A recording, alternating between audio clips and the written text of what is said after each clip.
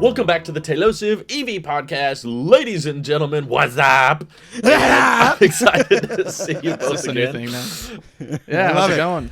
We are joined today by our co-hosts, Andrew Erickson, or just Drew. We got Mike, and That's me. I, according to Chick-fil-A drive-thru, am Ranny. Another nickname for you. They said, Great "Can crossover. Were you with Mike? Wait, did that happen? Oh, hey. We had, I saw, I know this is probably more tech than anything, but I just want to say ads on the internet kind of work, even if they're turned into reels, because Brittany and I saw somebody do a cold brew at Chick-fil-A with like the vanilla cream and mocha to make like a mocha coffee. And we're like, Okay. this was like at 9 a.m. Let's go try that. And so we did. And then they're like, can I get a name for the order? Yeah, it's Randy. Ranny. Ranny. So There's no D I in say there. that name is within spec. I guess Nah. before we get into the news of everything with all the exciting news that we got this week, especially last night, Oh, yeah. I wanted to also mention some of the Rivians I've seen recently. Specifically, I've seen 2 or 3, Please.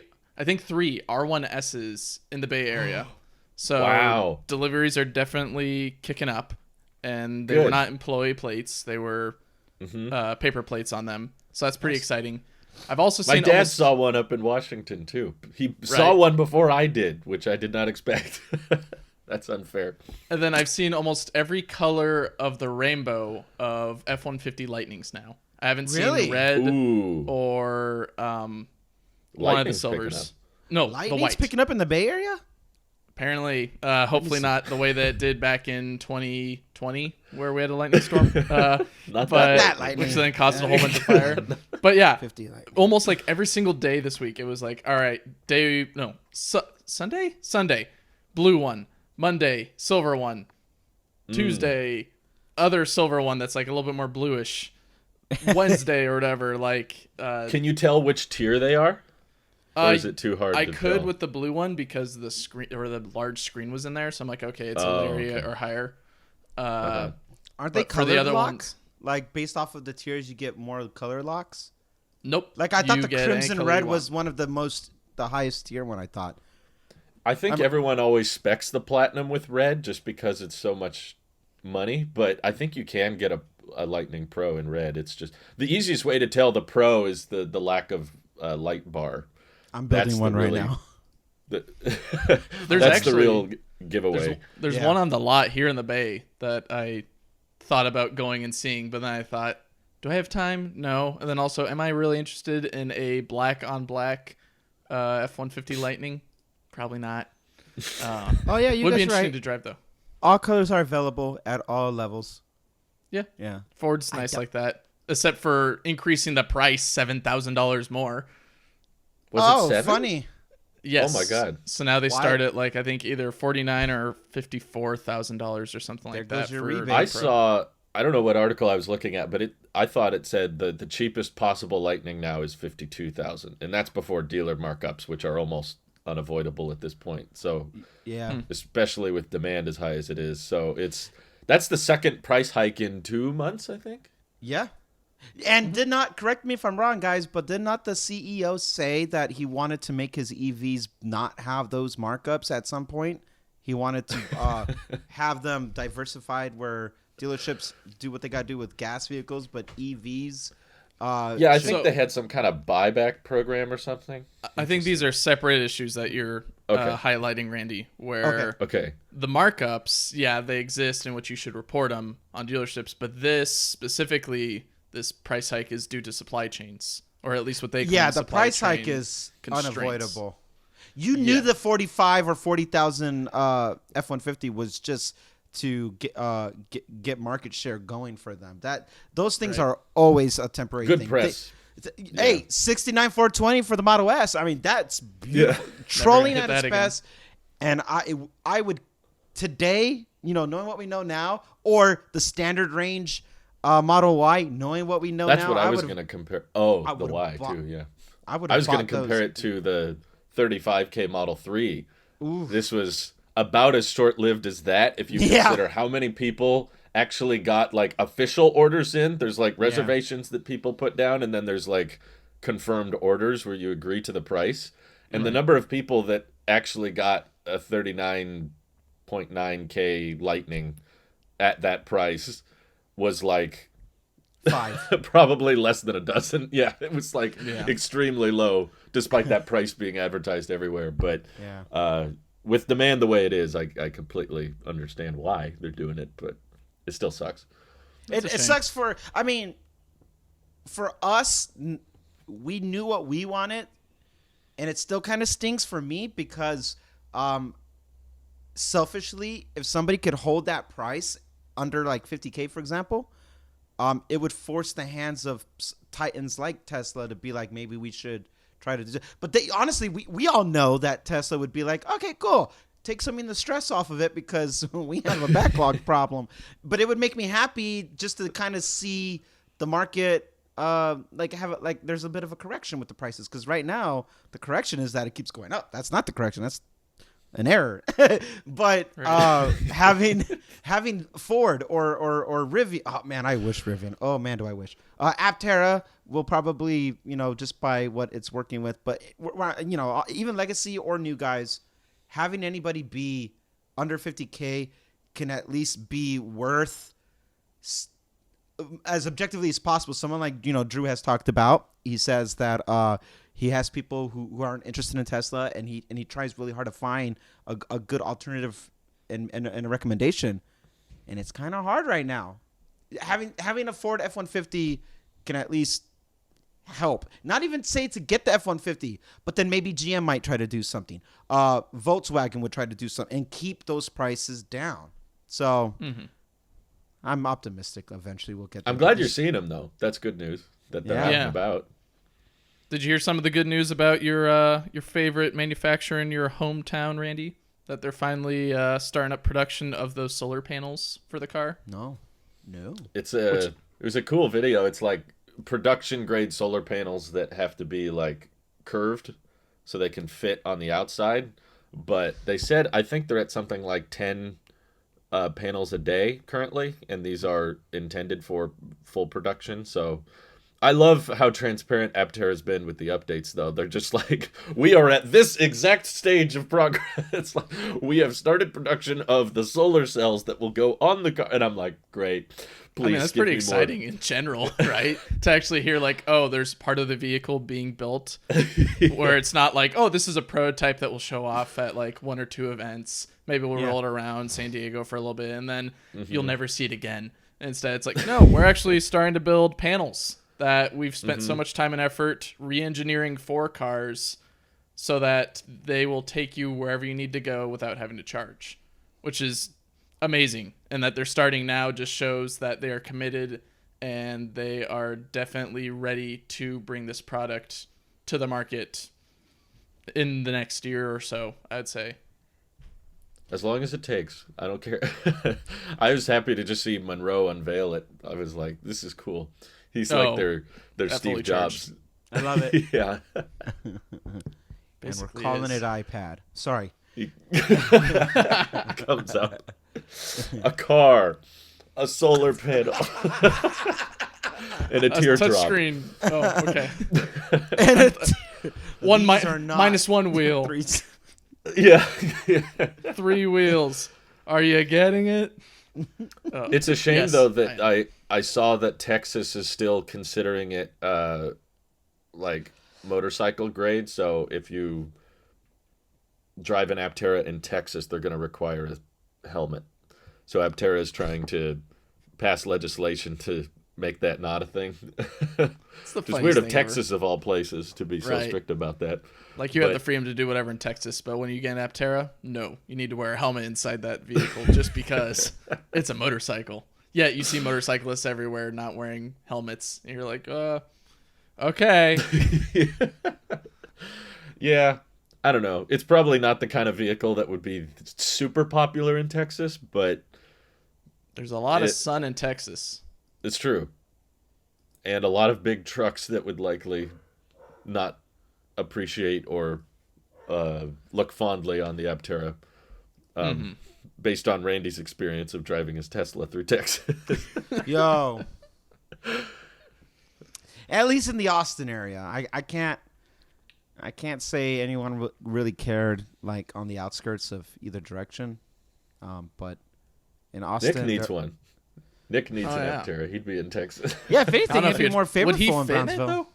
Would he fit in Aptera? He fit in The the guys Model at 3. Fully Charged, he did technically fit in the Model 3. The guys at Fully Charged said that He legally fit in the Model 3. legally. Just sign Excuse a me. paper. No, there had guys at Fully Charged that were like 6'3" sitting in the Aptera. Yeah, but now Nick's Nick is like higher 8'9". Yeah, but he could just eat into the cargo space in the back. He could lay down flat. He's like steer with his Shaq. feet. Shaq needs like an extended like driver area or like a modified driver seat just so he could fit in his cars. It's the same for Nick. It's like Yeah. his legs are too long, his arms are too long, his torso's too tall. Just Oh, but yeah. customized. Rivian had a good quarter, though, I think. They reported like 7,900 vehicles built, I believe. Almost Good. 10K. That's pretty good. Yeah. I didn't pay attention to any of the numbers for both Tesla and Rivian's quarterly deliveries. Or, I People guess, were kind of reports. disappointed by Tesla's numbers, which is rare. The production and deliveries were not as high as Wall Street expected, which they usually surpass. So I think China was shut down for a little while, so it's probably has an impact on it, but Berlin's at over 2,000 a week now, and Texas is still growing, so I'm not super worried, but it was funny to see people convinced that there's like demand problems again. We haven't seen those in a while. No. No, At least in China, because the wait time went down a lot. But I'm still very curious what their plan is for this rumored like extended wheelbase LFP pack. I'm like, are they building Model X's there, or are they making a Model Y XL or something? Like, what is that going to turn into? Model Y Plus. And Model Y Pro Plus. Because it's a 60 hertz display. Right. I don't know. I thought about that as well, especially after watching your video and then looking at the tweets on, or at least the reports on it, and thinking about it. I don't know if China would make a Model X in their own factory. I don't know if it makes sense necessarily because, yeah, there's a backlog for the S and X, but I don't think it's that much of a sought-after vehicle in that region to where it makes sense unless they're catering it more towards Europe, and so they're just trying to accelerate deliveries in Europe for that. And manufacturing in China would be cheaper. Right. But maybe that makes sense if they're building a whole new factory or building right next to their 3 and Y building. So it is possible. It would make sense. I guess my question would then be if they're manufacturing the X, why not the S as well? And why haven't we seen any reports on building those there? I have a theory. Okay. I think that they're trying to keep all the 1865 cells local because those are pretty much all manufactured, I believe, by Panasonic currently. Okay. And they are keeping those in the Fremont area because Fremont S and X lines are still super back ordered, and they're just like, it's going to complicate too much if we start shipping 1865 cells overseas. But this report is about buying LFP batteries, which I'm always like, yeah, LFP, yes, let's put it on everything, put it everywhere. Yes. So my theory is CATL is effectively ramping because LFP is the best, and iron-based cathodes can ramp really quickly. So they're like, hey, we've got more LFP batteries to go from, but not in a bad way, but Tesla has not, I'm not saying they have a shortage of demand, they just have matched demand. Their current production capacity in China is very low wait time, but they're not lowering prices yet. They haven't, that's their little demand gainer whenever they feel like it. They can just, if they want to turn up orders, they just lower prices, but they're not lowering prices. So my theory is Tesla China thinks, oh, okay, we have more LFP batteries to pull from, but we've kind of already matched demand for the Model Y and 3. We're building them at the rate that people are ordering them. It's a short wait time, which people forget. That's not a bad thing. It's not the worst thing in the world to buy a car and have it show up in less than, 6 months. It's not a terrible thing. So my guess is they thought, okay, we can either increase production of the LFP Y and 3, in which case we'll start to have more supply, and then we'll need to lower prices to match demand, or with the LFP batteries that CATL is offering, we can put them in higher margin vehicles that will sell for more than even the performance Model Y. These Model X is, in the US, it's a 6-figure vehicle. I don't know what they would charge for it if it was a LFP, because I'm sure the range would be lower, so maybe wouldn't be looked probably at six as figures. I'd still say it's Yeah, 6 figures there, but it's going to be probably still at least 20 or 30,000 less than what we've got here in the States. That's crazy that it could be 20,000 less than in the States, and it would still be 6 figures. That's how it kind of is, right? With the 3 and Y, right? You can get it for You can get an LFP Model Y for a pretty decent price there, and if you try getting it here in America, it'd be tough. But then if you look, I at want to the ones become a here, Chinese citizen just to get that. Interesting take, no. Drew. No, I'm kidding. Who I would had go to on their Australia. bingo card that Drew would be the controversial one? Look at me sitting like a good noodle. That was over here. sarcasm for the record, but Oh, no, my Nice father-in-law's in town and he's from Australia, and I keep telling him, like, you can buy the Model Y that I wish we could buy. Like, you can get that there, and it's converted Australian dollars to US dollars. It's the equivalent of like 49 grand for an LFP Model Y, and I'm like, bruh, come on. can I give you the I want money that. and you like? Bruh let's and just- law. That Bruh, literally please. would have been 3 grand more than the Model 3 we got. Like, wow. Come on. You It's know not what? fair. with LFP model anything, I kind of look forward. I know it's too soon now, but I think we're actually in the process of entering the territory of people should buy used LFP. I think now that we don't have to, the biggest thing that people will want to know when they're going through the used market of buying a model or a Tesla is battery health equivalent. You know, the degradation and like how much does it hold the charge now? Like everyone wants to know. It's one of the few. It's one of the few like. It looks good on paper, whether like even though you know you're never gonna get those numbers. It's the same reason we're like, oh, how many miles are on the car? Like, because the miles don't really equate the same. But what the charging has always been like, oh, what's the range now is what I hear a lot. And even friends that I have that bought used Model S's from like 2014 or 15, they're like, yeah. They're like, well, at the time it was better than new in the sense that of price. You know, the pocket was nice, good for the pocket. But with LFP, you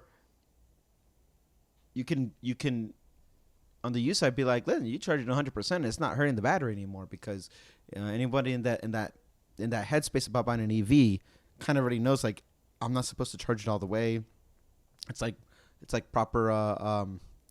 The car won't let you. You have to like actively tell it to. You have to go charge all against the way. the grain Yeah. to do that. Yeah. Right.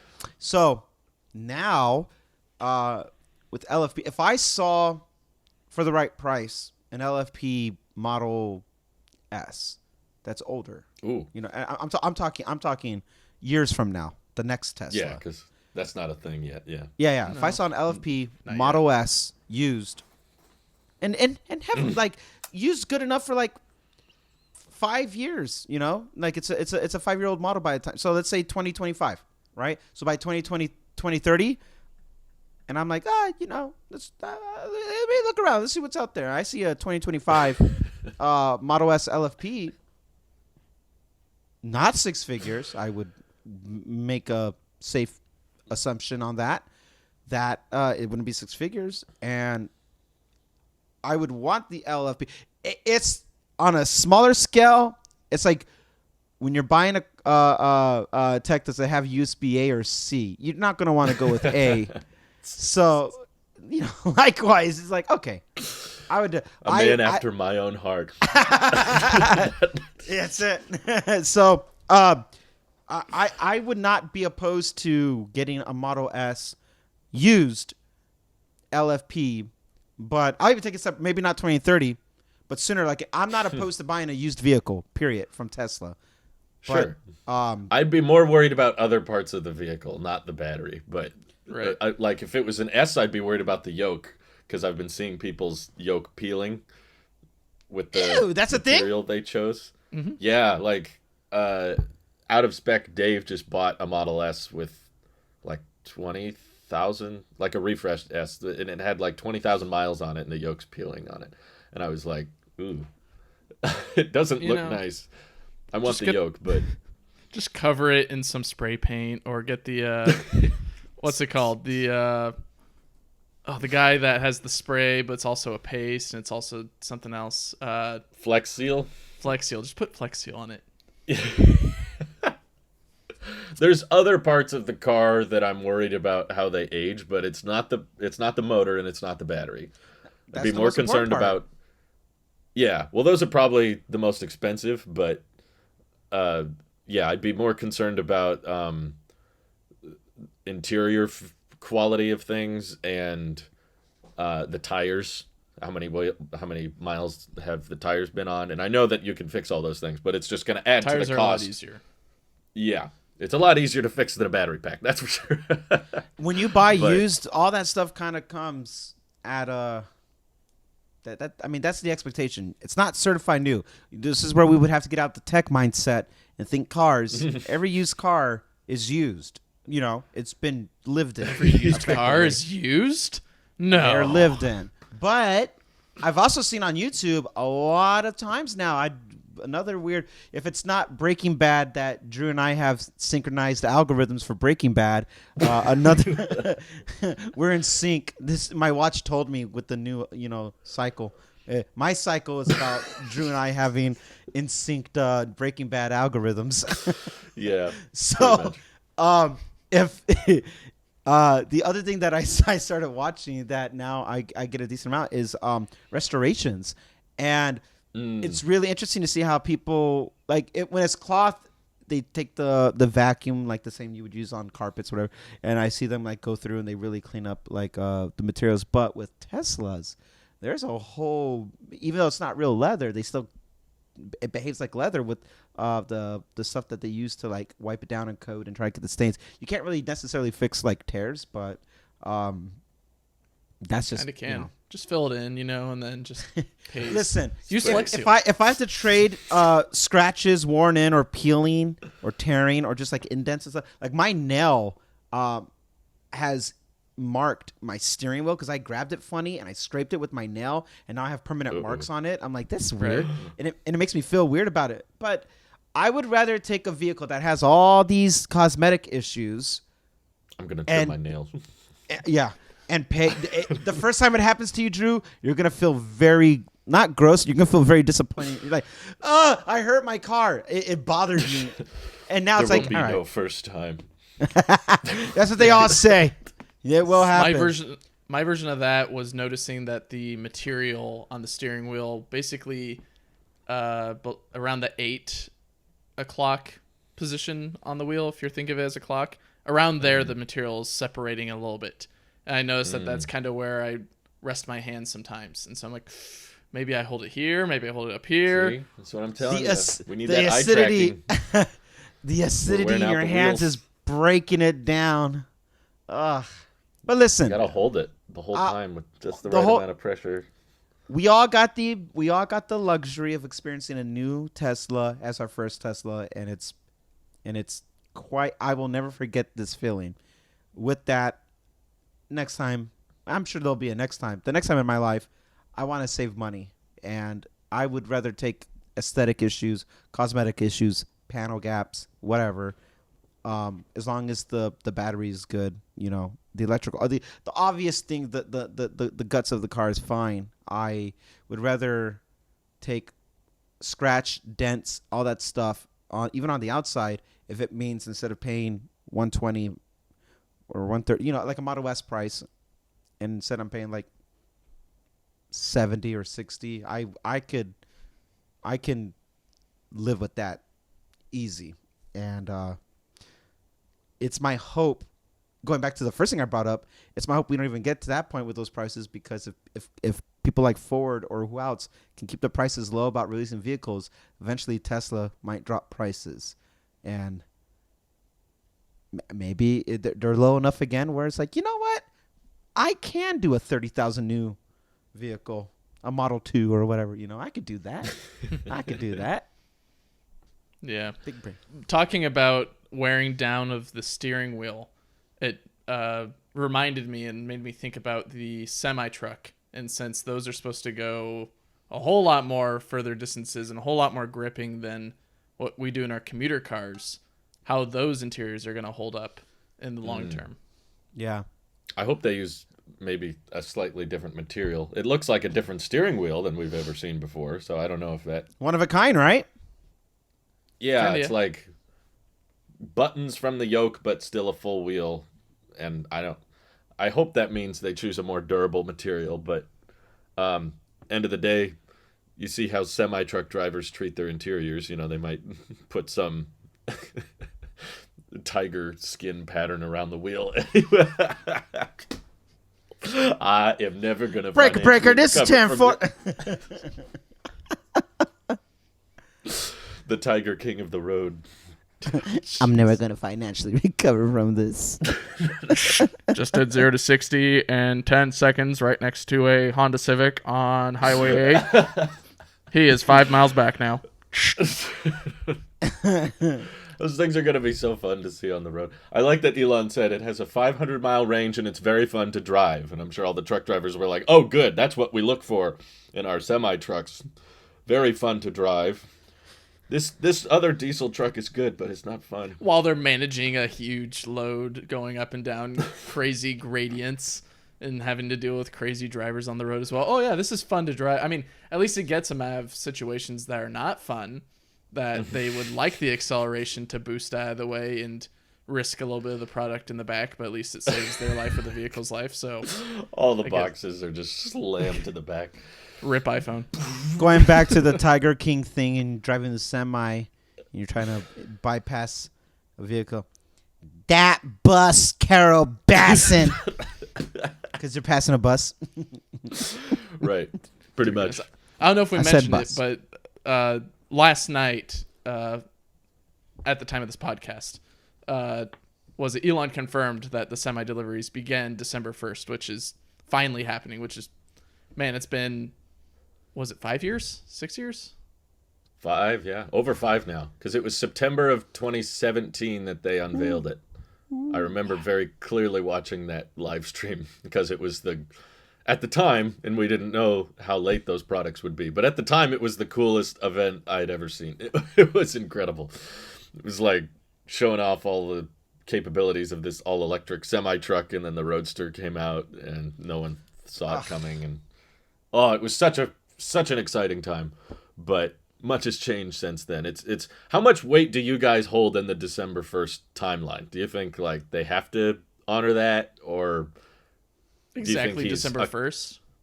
Do you think he's like 2 weeks off, or do you think he's 2 years off? Like, what's the... I mean, I think it's going to be maybe a few days off, if anything. I don't think it's going to be 2 years off. I think he's pretty confident. I think they've built up enough time at this point, and also enough batteries that they're not putting in the Model Ys or anything else, that they're likely putting 4680s in this thing, because where else are the 4680s going? It would make sense to me. I would think that they've built up enough supply to where they're confident that they can release this product finally, and it'll have the capabilities that they promised many years ago, and still deliver an excellent experience, even though it's missing one motor, which is fine because it still does the same specs basically, and still goes 500 miles while carrying, was it 80,000 pound load or whatever? Well, it's 80,000 pounds gross, so that would count the vehicle. But yeah, they said at full payload it would be 500-mile range. But you're an engineer. Do you know if you can still have the jackknife prevention with a tri-motor system, or did they need the quad motor for that? You could still do 3 motors. It's just you've lost one degree of freedom that you had to counter that moment that's occurring. But yeah, no, you've still got effectively a motor on each wheel, right? So you are able to control it decently. Now,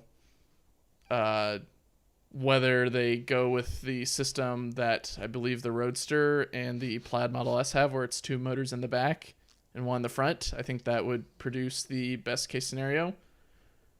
Or they go for a reversed approach where they put 2 motors in the front and 1 motor in the back. I'm not too sure how that will affect it specifically. Wasn't there 3 axles total? There's 3. There would be 3 axles, yes, because there's 3 motors, right? So that made me wonder. Yeah, it says 3 independent. Okay, on the powertrain section on the specs, it says 3 independent motors on rear axles. 3 independent motors on rear axles? So there's 3 so motors on that means there's no axles? motor in the front 2 tires in between? That would make sense because it's got... Yes. Yes. Yes. Okay. I think the original picture of semi they showed was something like that too, where they had all the motors on the back tires and the front tires were just for steering. But let me just grab a picture of it so that way I can confirm that. But how about sense. Yes, that Randy? makes sense. You were shaking your head. There's 6 Do wheels. you not trust? Yes, it makes sense to not have a motor. It makes sense not to have a motor on the front. Yes. And have a lot of them on the back, because then it's effectively running as like a rear-wheel drive truck in a way, right? Mm-hmm. Because all the motors are behind the cab. But that's where most of the weight's going to jackknifing, be pushing down on anyway, so you'd want the traction there. You're able to control that. Though I would like to see if they have it on the website, because I don't have it open right now, what that motor layout looks like, whether it's 3 motors in the back or it's 2 motors in the back and 1 motor in the front. The semi is just a heavily modified Plaid Model S. They just put those back 4 tires are just a Plaid, and they put the whole cabin on top of a Plaid powertrain. That's pretty much all it is. Yeah. I think they're still sticking to their promise, though, with being able to mitigate jackknifing with their system. And also, the system is a whole lot smarter than... Or I'd hope that the system's a whole lot smarter than what current semis are operating on right now with their anti-jackknifing technology, where this is built from the ground up. It's a whole new semi, and it's designed for safety, right? With the armored glass and everything else. So I would assume that the engineers who built this system, or the controls system for the semi, took that into account and were able to prove in a lot of simulations and also physical tests in Nevada or wherever they took the semi that it could handle this very dangerous scenario. But what do you think, Randy? Man, Elon looks so much younger and happier and healthier back then.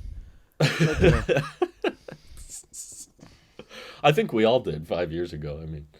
No, you're looking great, Drew. I saw that thumbnail of you some of your car. Like, dang, you are a thin boy now. You're trying to compete with Nick.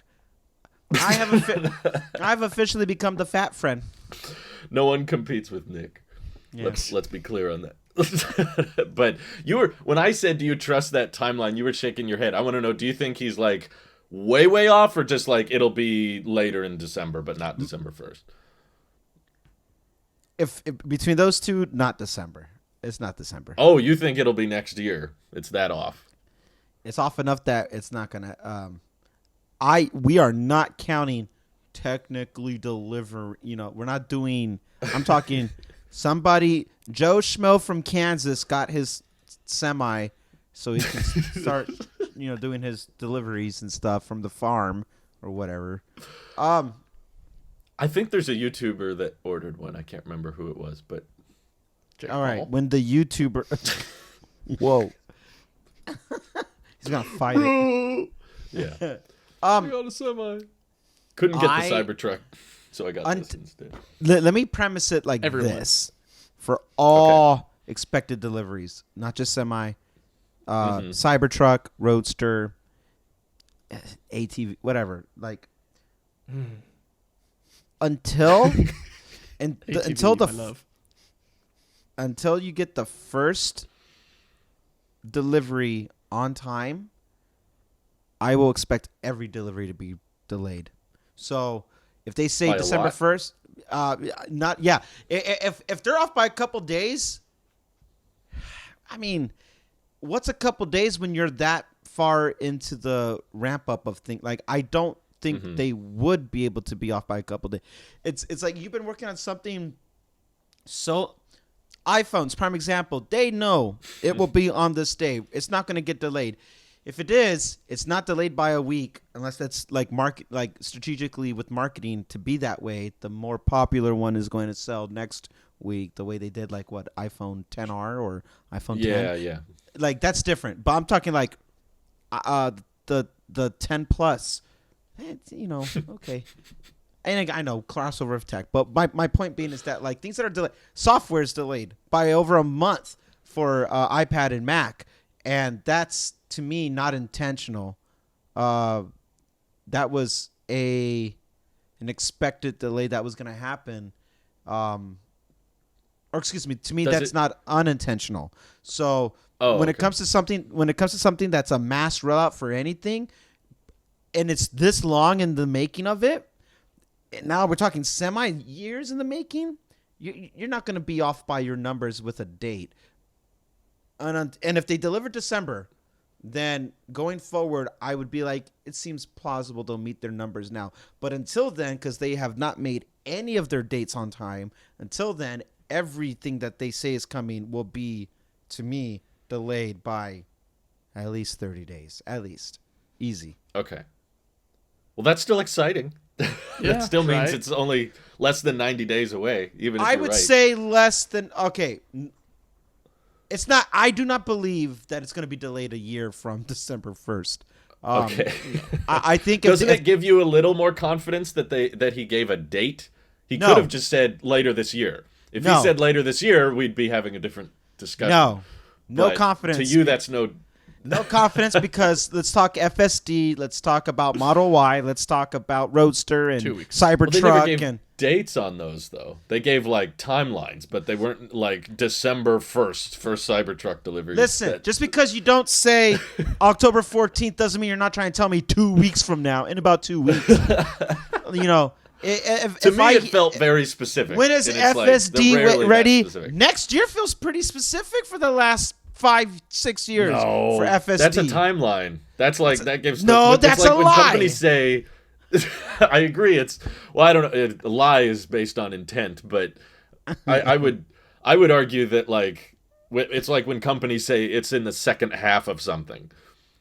If you mean second half or the first half, that means the very end of that half. Don't give yourself like a 6-month window. I need you to apply the same critical thinking you do when you're trying to guess prices to not let yourself down. I need you to stop hyping yourself up. No, I admit they I am might tired not of hit seeing December you hurt. 1st. It's so you're like, but they gave a date and you're doing it. You're getting hyped. Don't do it. Don't do it. No, I was asking you guys first, but my answer was going to be pretty much what Mike said, was like, I won't be shocked if they're not exactly on December 1st, but I do think it will be within the month of December. It might be like December 9th or December 15th instead of December Now that 1st. I have a hard time wrapping my head around. Something this long in development, you have an ETA, and I know the E part means estimated, but still like, this isn't something that's like, hey, we did this last month and now we're thinking December 1st. That has wiggle room to be adjusted. This is years in the making. I feel like when a movie is announced and it's going to come to theater at a time, they're pretty locked in on that date unless something happens with the theaters.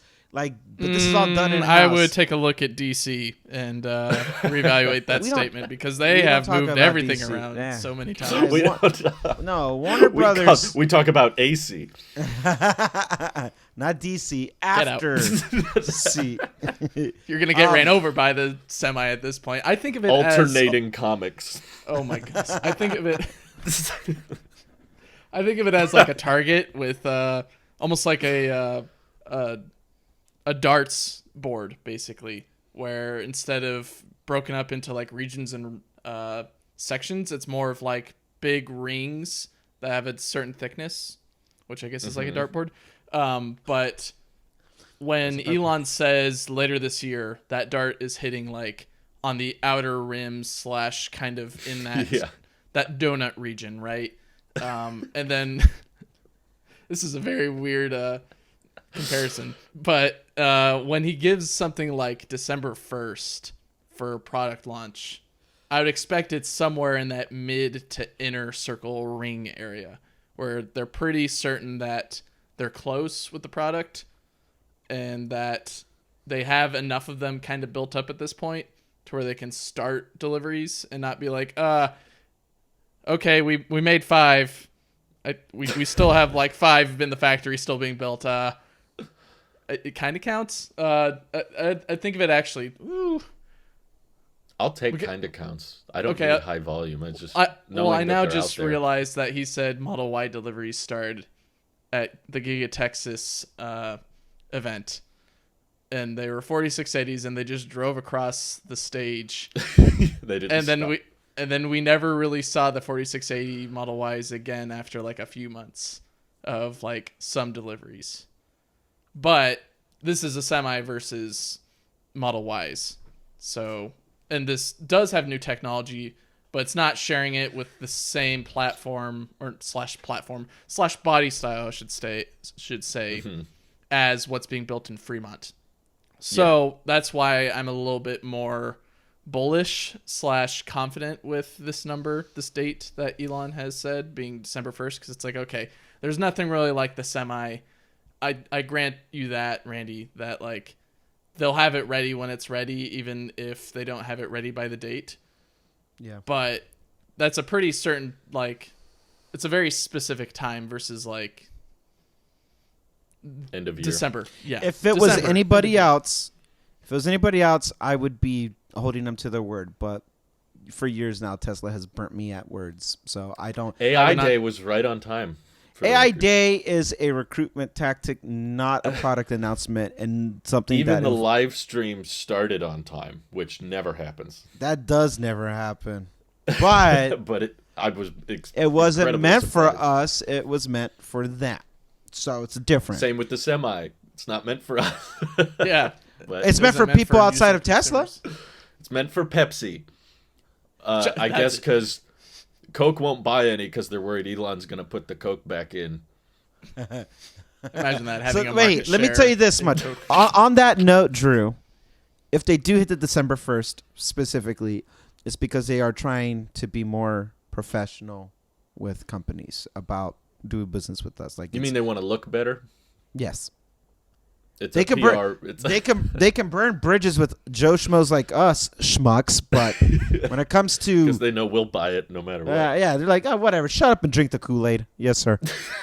Yeah, yes. But when it comes to Pepsi, they got their own Kool-Aid. It's called Pepsi. Doesn't Pepsi own Kool-Aid? Ah, yes, he did it. Hey, he's got that. He did it. I'm not drinking the Pepsi.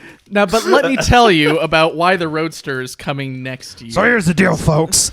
Here's the mind-boggling thing. Here's what the elites don't want you to know. So first, because the Model Y came out in February of 2022, and then the Semi is coming out in December. Sorry, the Model Y came out in February of 2020, and well, now I don't have that anymore. Was it March? I want to say it's February, wasn't it? They were spotting them in February, but I feel like the first official delivery was March. But here's the deal, folks. I was in the second month. Anyways, 4680s have way more range than we think. It's going to be a software unlock later. They're going to update. I'm not going to lie to you, Drew. I'm a little stupid. The Lightning the other day. He was not happy with the Lightning. I saw that. That was hilarious. Yeah, I thought it was pretty funny. Anyways, I'm excited. Something that I am inquisitive on is what versions... Inquisitive. What version will primarily be built first? Will it be the shorter roofline version that's kind of like the red one that we've seen in a few events that used to be black and it's all matte, so like that body style, or if it's going to be more like the original one that we saw? Well, I guess they both appeared, but the big silver one that we saw originally, which has the higher roof line, if that will be mainly built first. Yes, that one. Elon tweeted that the 500-mile range would be built first, and but is all that the the 500 mile prototypes range? Like what we don't know, makes but what makes that 500 miles versus the smaller one, right? I would imagine the semis that are hauling the tall trailers, this would be beneficial, even if there's not a cabin. Yes, It would that's just true. be an aerodynamic advantage to match up with the trailer. But all of the prototypes we've seen, because there's been a lot. I don't know if you guys have. I'm one of the few active members of the r/Tesla semis subreddit, and they post whenever they find a semi in the wild, and there's been quite a few lately, and they all have this the taller design. They don't have cabs, like they're open like this. There's like nothing back there, but I haven't seen. There was one picture that they put in a shareholder deck that had 4 Yeah, I'm new looking at it right semis. now.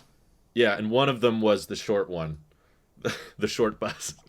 No, that one of them was the short. I guess probably good if you're not hauling tall trailers. Like Tesla was using it when they were hauling cars between delivery centers, because those aren't going to be aerodynamic anyway. So having that extra roof is probably not a big deal. But That one's inner city stuff.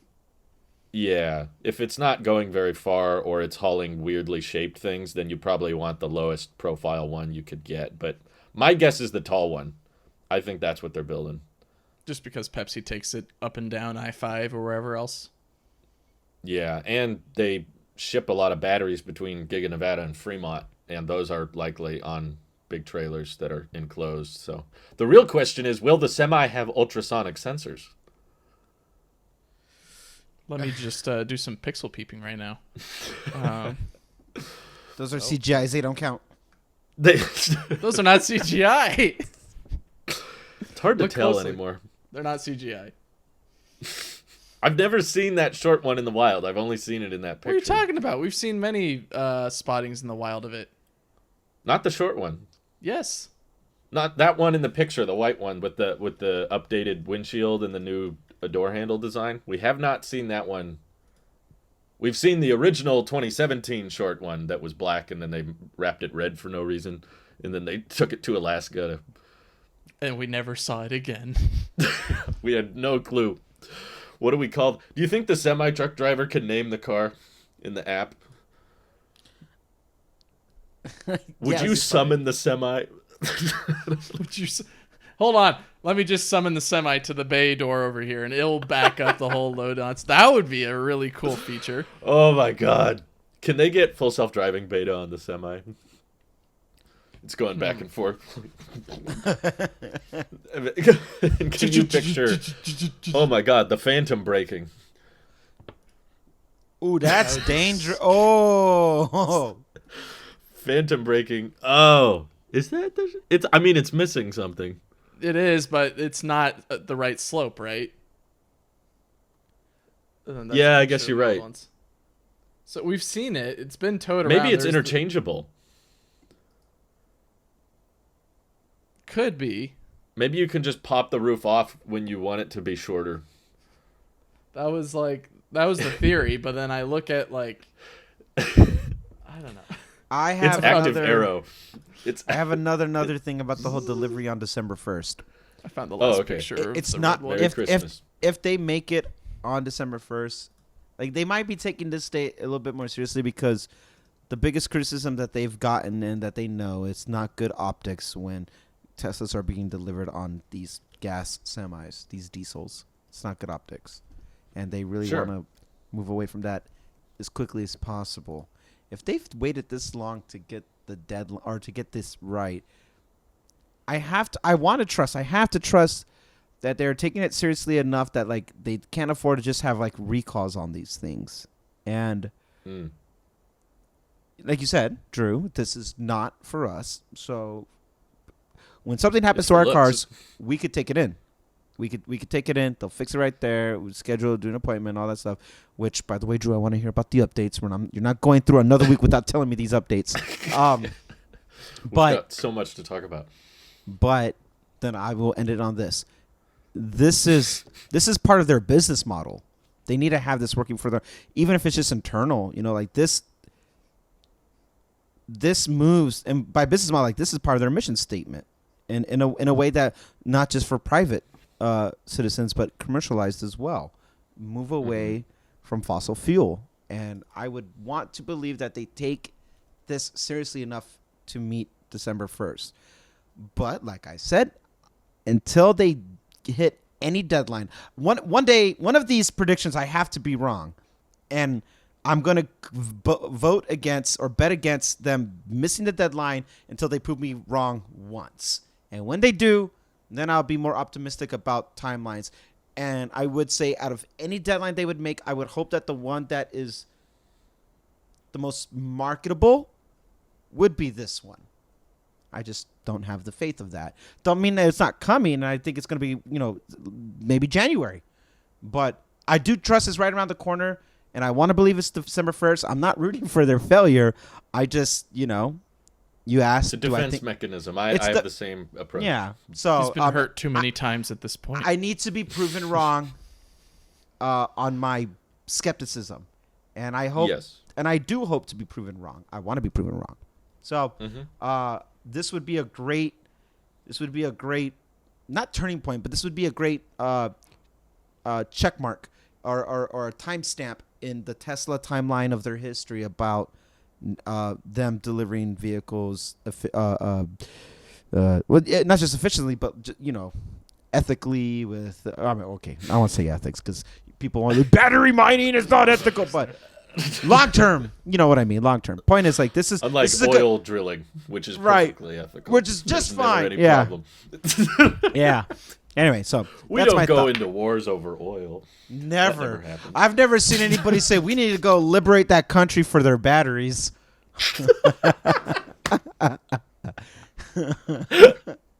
Yo, you guys need some liberation. There's another bingo. Now where are the for batteries? y'all at home. Does anyone have bingo yet? Now where are the batteries? I'm usually as skeptical as Randy with timelines, but the only reason I'm different about this one is because they gave a date and the date's not that far away. That makes it feel more real, even if it's a few days off. But I need to ask you guys, since we barely touched on this, how you feel about the ultrasonic sensors being removed as of immediately. Do you feel special now that your car has it? If it causes phantom braking, no, I don't. Well, I feel very special when that happens because then everyone stares at me on the highway. I think that wouldn't cause phantom braking, would it? Probably not. It's what's it called? It's radar plus vision, and that's why phantom braking occurs. And I've heard ultrasonics aren't necessarily doing that either, though. Yeah, so maybe I misspoke there, but I think it's nice that they're simplifying things, especially with companies like Chevy who are having a part shortages of ultrasonic sensors, in which the whole industry has adopted ultrasonic sensors to a level to where I don't know if it's mandated, but I don't think so actually because Tesla's I thought it was until Tesla announced this. I thought it they're so common. They're on like every car. Any car that was built in the past 3 or 4 years I've seen has those sensors on them. Right. So I think it's great for replacement of the front bumper or any repairs that have to be done there and or assembly and or cost of the vehicle. But then that just means... rear bumper. And the rear bumper, I guess, if they're getting rid of them there as well. Yikes.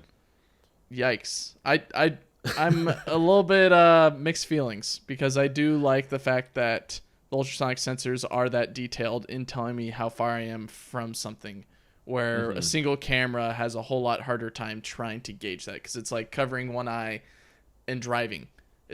Maybe don't do that, but covering one eye and walking around your house. Try doing that and try doing the dishes or making dinner or playing with your pet or something like that. It's a little bit tougher with one eye closed, or if you're wearing an eye patch or whatever. It will make that test a little bit tougher, which makes me a little bit more skeptical on getting rid of the ultrasonic sensors from that point of view. From a manufacturing point of view, good on Tesla. Do you have faith Tesla Vision can emulate the same thing in time, or do you think it will be severely worse? In time, anything can happen. Okay. All things are possible in time, right? Give an engineer infinite time, he can solve something maybe, or maybe not. You have to give him a timeline, and then he has to stress over it and then gets it done quicker. How about in like the next 3 months? No, I don't think there's going to be that vast improvement in the next 3 months. I would say it's going to take to get to the same level maybe with ultrasonic sensors. I would say at least a year. Wow. Okay. Just because of how that technology works, right? Mm-hmm. You think about vision versus ultrasonic. Ultrasonic is using a whole different frequency, where It's vision, sonar, right? it's sonar. So sonar versus visual light. There is a difference there, and yes, you can toggle different visual light wavelengths for your camera to try to get a more accurate distance between where the camera is and the object that's coming close to. But there's going to be a whole lot more computation. There is a whole lot more error in there versus ultrasonic, which is a lot more. It's like a needle versus a toothpick. Both are pointy. Both will maybe get the job done with whatever you're trying to get done, but the one that's a little bit more accurate is the needle. So Okay. that's where my mixed feelings are. What about you, Randy? I actually agree heavily with almost everything you just said. Yeah. Cool. Even the date, like next year, a year. Again, just because of history, like I know Apple. Wow. Tesla, I know, right? I think of Apple too because this actually feels like an Apple move, removing the headphone jack. I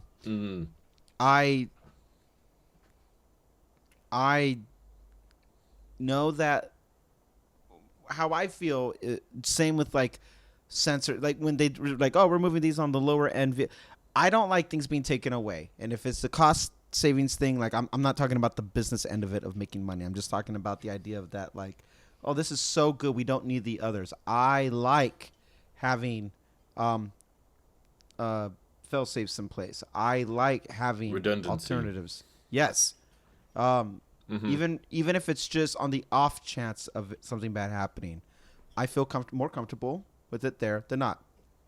Even if it's just a placebo, it makes me feel good, and it gives me confidence. And this is not a $18,000 to $20,000 car that don't have this stuff equipped with it anyway. This is a Tesla. This is expensive. This is tech driven, and you're taking tech away, hardware wise, and something that's been there now, whether it's been used or not. Like, here's my conflict, and maybe it rests at Elon's feet, maybe, but when they talk about future proofing a vehicle years ago, it's built to do this years from now. I'm like, that's awesome. It makes you feel like you're getting in at the ground floor as much as possible. Early adaptations. That's what we are as early adopters in an industry. Upgrades, people. Upgrades. I like the idea that I'm buying a promise.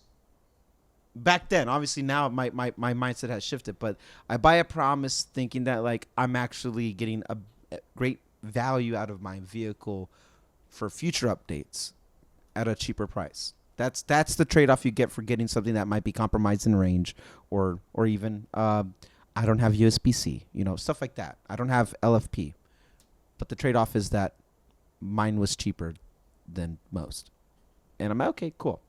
With FSD, especially FSD.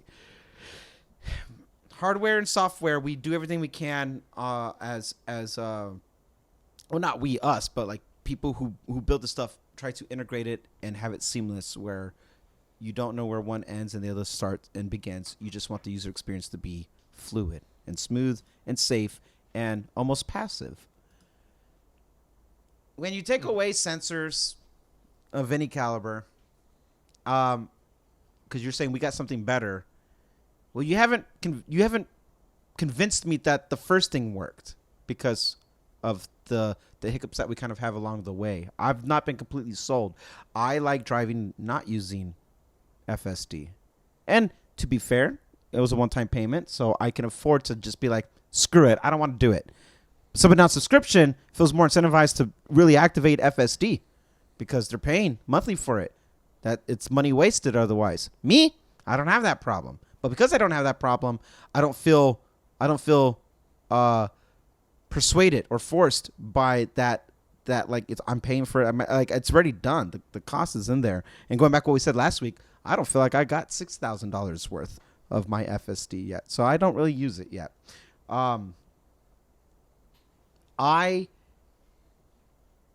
If I have to treat my car as a cheaper vehicle in price, not quality, but just in price, because I'm not using the tech that's in there, even if they just shut it off, it shows that like you're going back on something. No, well, this other thing's going to be better. This thing is better that we're rolling out. Even if it's you qualify for a free upgrade, come in, bring it in, we'll swap it out. It falls back on this whole timeline thing. I have an issue with Tesla's timeline, and I trust that's all going towards the right direction. Ultimately, yeah, we're better off tomorrow than we are yesterday with it. But promises. I think we said it last week too, that like, guys, look at this really cool thing I want to show you. I believe that hype. I bought into that hype. Like, look at this thing, and it's going to be able to do all this stuff. The next Model 3 is going to be able to be a submarine. You could drive it in the water. You remember that? You could take it in the water. It's going to be a boat. You can use it. And last week, yeah, I remember. There, you can do really anything with your Model 3. It will solve world hunger if you try hard enough. But there's an update. The idea of taking anything away from any variant, I don't like it, because we're all still like, if you look at its function of what it's supposed to do, and we're all moving towards no, because we're going to do this Tesla vision, we're going to do this thing, the big picture dilemma effect or whatever. It's that. It all falls in that. It's like, stop, just get this right, and then let's build out. Don't build out and trickle down, because you're going to find a new problem to then elevate to the next thing, to elevate to the next thing, to elevate to the, and it's just we kick it down. And then you go so high up, hey, we don't need this sonar stuff. We don't need sensors. We just got, these cameras are good enough now. But we haven't even used it for what it was supposed to be, for just autopilot or enhanced autopilot or FSD. Let's get out of that. Let's fix this. Let's fix that. Let's make that work right. Stop the phantom braking. Stop it. But no, because it's better, because now we can really get robotaxi through that. And then the bot. Oh, and then that, and this needs this. Does the bot have ultrasonic sensors? Probably not, yeah.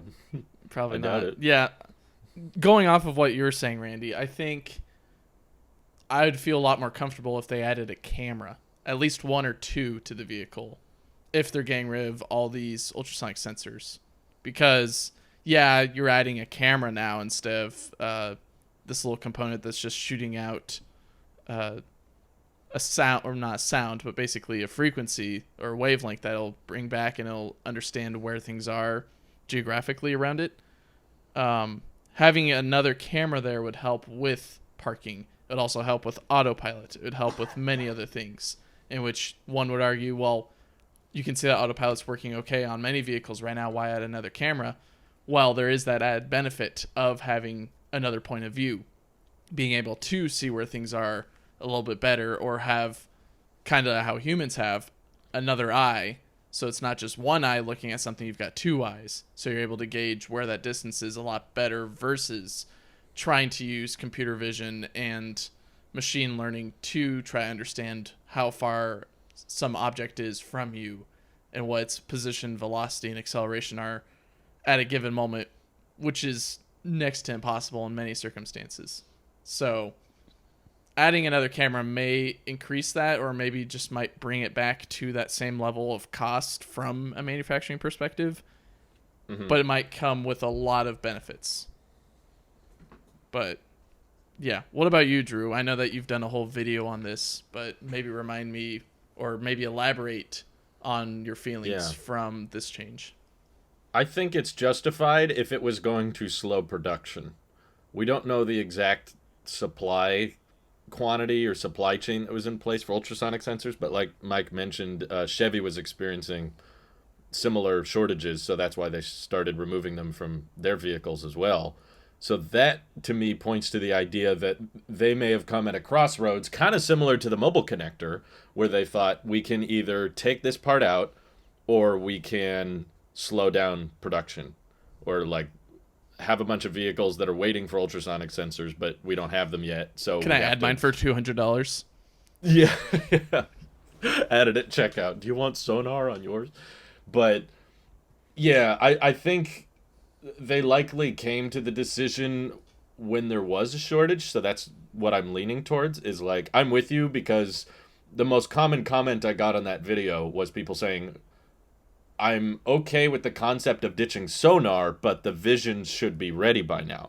You shouldn't say, we'll figure that out later. And in the meantime, all new Teslas delivered aren't going to have park assist. They aren't going to have smart summon. They're not going to have regular summon. Like there's just going to be missing features. Even if you paid 15 grand for full self-driving, you're not going to be able to use some of those features because, well, we haven't gotten Tesla Vision to that point yet, but we will get it there. So just wait and trust us. That's what most people took issue with. And my theory is the only reason they would do that is because of a parts shortage, and they prioritized we'd rather be producing and delivering vehicles to people than holding them back and waiting for more ultrasonic sensors to show up. So they probably asked the Tesla Vision team, hey, how's those occupancy networks coming along? How can you remember objects around you? You know, can you provide context, and how does the car understand its surroundings? And they go, well, yeah, with this internal beta software, it can remember things pretty clearly and it can gauge distance. So I guess once we roll that out to everyone, the sonar would be kind of redundant. And they were like, good enough, scrap it. They were like, as long as you say it's possible, then we'll stop now so that we can deliver more cars. So that's their mission statement ultimately. I mean, you know, it's kind of hard to digest sometimes because a lot of people are convinced Tesla's mission is to make them happy, and that's not that's not the point. Tesla's mission is to just build as many sustainably running vehicles as possible that are electric, and they prioritize that over everything else. And this is another one of those tough decisions where it's like, yeah, this technically kind of makes the product worse in some ways. You could argue like, okay, it might help them make it a little cheaper, but obviously they're not lowering prices, so we don't get the benefits of that, at least right now. Maybe in the future, if demand goes down, now they'll have more room to drop prices because they don't have to spend that extra time and money on the sensors and wiring them and color matching them with the body paint and all that. And servicing maybe gets a little easier, but sure. Yeah, it still feels weird that there's been people that ordered Teslas and have been waiting for some of them 5 months, 6 months, 10 months, and now they're about to get their car within the next couple weeks, and at the last second it's like, oh, by the way, you won't have this. That's like, come on, seriously.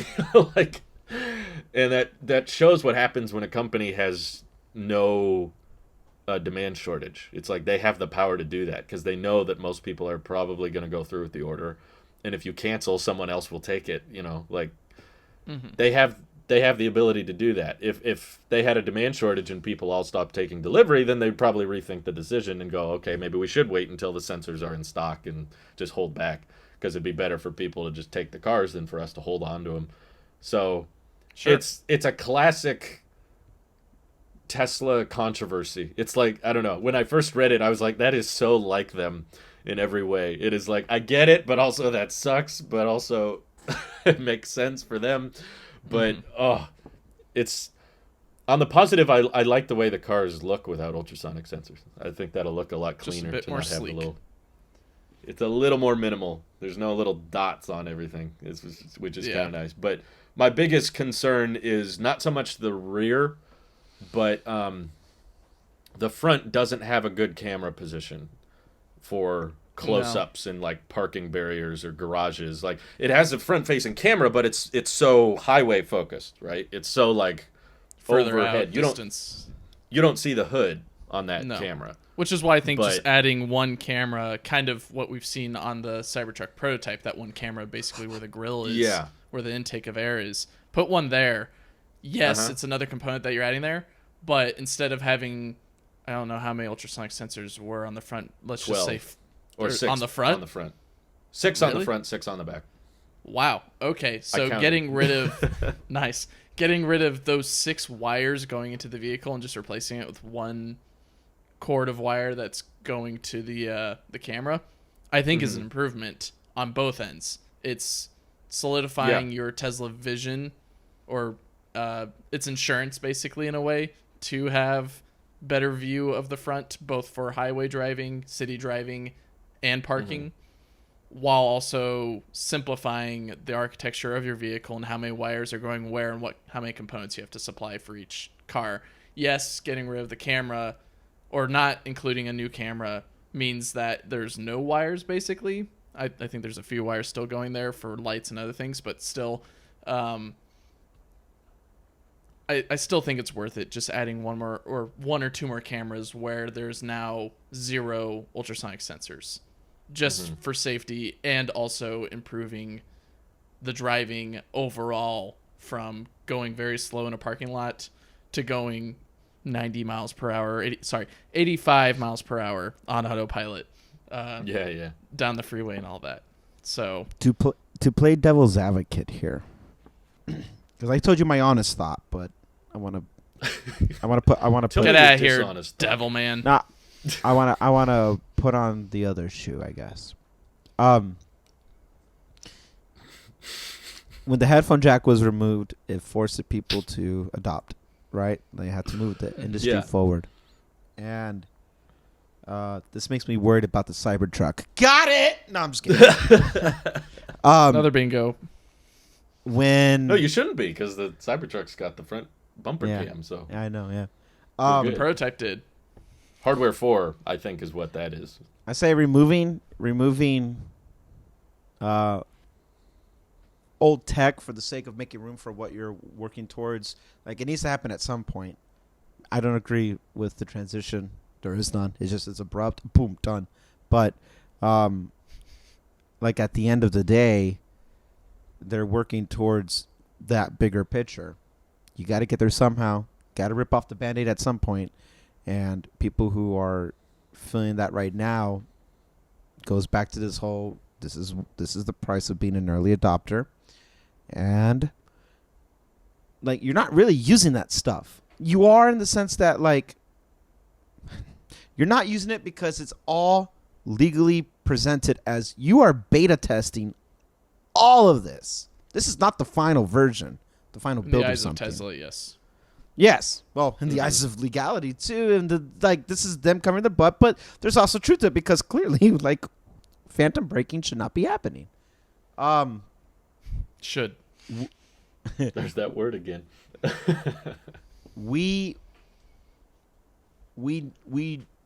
should, anybody who is driving a Tesla now should understand that a lot of the software or the tech that you're utilizing is early or beta, or there's room for improvement. It's not a fully fleshed out. That's an understatement. Yeah. There's an auditorium for improvement. Yeah. There's So a continent of improvement. in the room of improvement, if this is, they're doing away with one thing in lieu of something else because they're working towards that, then all right. If you want to have the most refined version of something, then you fall into the artificial trap of wait until the next one. Wait until the next one. Wait until the next one. The next one's always going to be better, but there's always going to be room for something to be worked on and fixed, and you wait. And you wait at the We're taken away. at the you wait at the risk of price hikes, things going away, some things being added, welcome features, some things like, oh, that would have been neat to have. But I could see Tesla says, like, listen, how many people are really using all this stuff? Like, if If you just treat Park your car like assist, I push back a little bit on. That is used a lot, I feel like. I use it every day which backing one? up into my garage. The lines. When you pull into a parking space or your garage and the lines. That's I know. Not having that is going to be pretty jarring, I think. It is jarring, but every car before this was doing just fine without that stuff. And that's their mindset, Tesla's mindset, about like, you guys had decades. You had a century of doing this. Grow up, get over it, calm down. Like, I could see the non-PR version of this, like I get, yeah, we paid money. Yeah, but now we're replacing it with something else. So you have to wait. And it's just, that's the game you play. That's the deal you sign up for. It just, that's what it is. And it's, obviously, like I said, my real stance is I don't agree with it. But they get away with it because it's like, who else is going to do this? Are you going to do it? No. Calm down. Shut up. Dude, be like Electrify America. Like, no, stop talking about it. The charger isn't working. Shut up. Stop talking about it. Shut up. Shut up. Shut up. It's going to get fixed. Just shut up. My prediction to also play Satan's stance is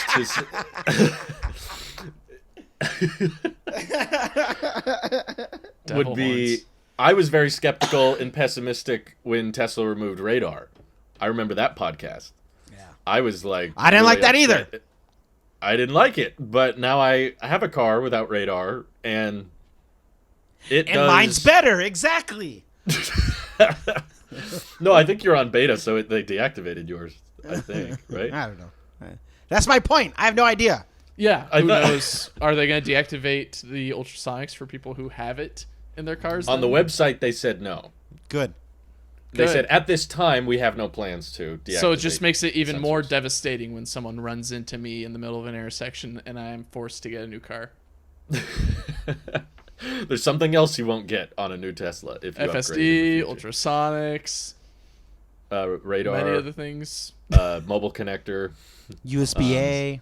No, passenger lumbar. You could keep your mobile connector at home. Just because you get rid of the car doesn't mean that's got to go away. Oh, that's true. That's good. Exactly. No, they have to take it all back. Yeah, it's all ours. That's a win for the environment. They even took my wall connector. You come onto my private property and you try to take this from me over my cold, dead. The trade-in section says, "Do you still have the mobile connector? It's worth more if you do." I'll be like, "Nope." $150. No, but I thought that the radar was a big miss, and they were like, that's a safety redundancy feature, and they should not be dropping things like that. And then they removed it. Again. They tested it with NHTSA, and they did the crash ratings again with Tesla Vision, and it passed with flying colors. It did just as well. And I was like, okay, I was skeptical and I was scared, but it turns out that it performed okay. It got the job done. I'm hopeful. Is that why they kept it on the Model S? Well, they dropped it on the Model S and X too. It's gone now. So this is why I need a LFP Model S won't have radar either. But that's what they said in the blog post. They clarified, like, we're removing it from the 3 and Y immediately, and the S and X will remove it next year. Like, they're ditching it. It's a decision. It's just happening to the 3 and Y. Your timetable has moved up, Randy. You need to buy a Model S now. I call BS. If it was so ready, then they would drop it all at once. Why keep it on the more expensive one? Because you're paying more for it? I sense BS. I'm guessing Extra it's components. It's lower volume, and the S and X are more back-ordered. So to stop the assembly or change the bumper assembly is going to further back orders, whereas the 3 and Y is more prevalent because that's like 90% of their orders or more. I think it's over 90% of their orders. I feel like that's backwards logic, though, right? You're stopping the production, or not stopping. Effectively, then why don't they do it with the sonar stuff too? I call BS. They would do the same thing now for it's the same. Sonar is the ultrasonic sensors. Well, that's They're what one and the same. Like if it was really meant to be gone, then it would be gone at once. Stop it all at once. They sure had no problems. If it's a production line issue, they had no problem stopping the mobile connector all at once. Well, My theory is that they still have a bunch in stock, but they're putting them in the higher margin vehicles as they have them. If they cut it off cold turkey, they'll probably have a bunch left over that they don't have a vehicle to go in. So they're like, as we're dwindling out of supply, let's put them in the higher margin vehicles so that we don't have to change the assembly line. 3 and Y is most of our vehicles, so if we scrap those right away, then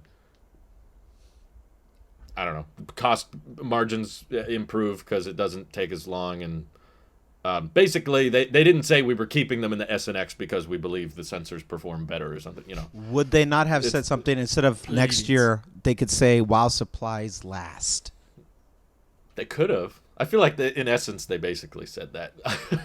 I'm inferring a little bit there, but based on, I can imagine the theory that with how FSD beta is performing in the occupancy network, like it sees and remembers where objects are around it, even if it can't see them. Right? It sees a post, it sees a parking barrier. You're coming up to it. And even if it comes out of field of view, it knows your speed and it knows where that obstacle was, and it has memory. Yeah. They're assuming that will be enough. I hope they're right, just like they were right with radar. And there's still some consequences of not having radar. Like some people have said that phantom braking became more common without radar. Others said it became less common. I think it changed the circumstances that caused phantom braking a little bit. And I have a feeling it will be similar with Tesla Vision covering for the sonar. It'll be like 95% of the time it's able to emulate it fine. Like the backup camera I'm not worried about. I think the rear camera will accurately measure what's behind it because it's in a perfect spot. It can see the bumper. You can actually see part of your license plate from that camera. Mm-hmm. So it gets real up close when you're backing in, which is Teslas at superchargers pretty much always backing in. Like that's a fairly common situation. The front bumper is like, will there be a use case where like a dog or a cat runs in from the blind spot and then comes in front and it didn't have, the occupancy network didn't catch it and it's a moving object, so it can't remember that. It's like, yeah, in that circumstance, I bet it performs worse, but Tesla probably is just making the call that circumstance is rare enough that it's not worth stopping deliveries over until these parts are available or... Mm-hmm. That's my hope on the optimistic side is that we're complaining now and then a year from now everyone will be using smart summon, park assist and everything without it and no one will bat an eye. No one will really notice. It'll all just perform the same way. But if they're wrong, it could be quite a frustrating change. But it just makes me glad I got one of the last Teslas with sonar. Hey. Welcome to the team. I feel lucky. Before we go, I want your AI day. I want your service center update. Part 3. Service center update. You're not getting off of this one. I'm not ending this recording until I get. I am. I've been patient. It's gonna be really weird in the. You cut it off like I am not ending this recording. Okay, bye, guys. Just outro. Just use the outro from last week.